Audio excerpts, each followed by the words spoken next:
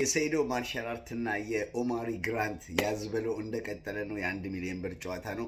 ዛሬ ግን በዋነኝነት የመጣሁት የኔ ፋይት ዲሴምበር 13 ይደረጋል። ባለቄ ቁጣ ደርሶብኛል። ከላይ እንደምትመለከቱት ትሬኒንግ አቴንድ እያረክ አይደለህም፣ ሩቅ ስለሆነ ማለት ነው።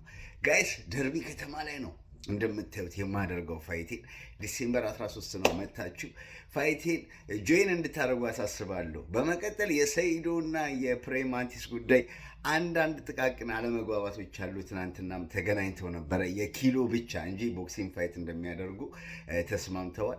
በኪሎ ላይ 85ና 80ና በሚል አንዳንድ ክርክሮች አሉ።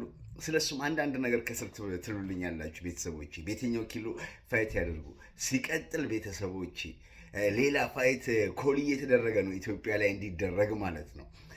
አዲሱን ታውቁታላችሁ። በኪክ ቦክስ በቦክሲንግ ይታወቃል።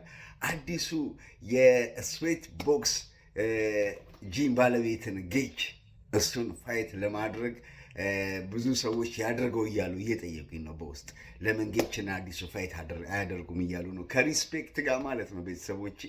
እስኪ ለዚህ ጥያቄ ጌች መልስ ካለው የጌችን መልስ እንሰማለን። ሰይዶና ፕሬማንቲስ የኪሎን ጉዳይ በውስጥ አስተካክለው እንደሚመጡ እንደሚያሳውቁን አልጠራጠርም ቤተሰቦች። አብዴት አረጋቸዋለሁ ያለውን ነገር ጠቅላላ። ፕላስ ምልክቱን የተጫናችሁ ቤተሰብ ይሁኑኝ። ሲቀጥል ደርቢ ላይ ለማድረገው ፋይት ሊንክ አለ ቤተሰቦች፣ በዛ ሊንክ ትኬት ኦርደር ማድረግ ትችላላችሁ። ከነትመቹኛላችሁ ያዝበለው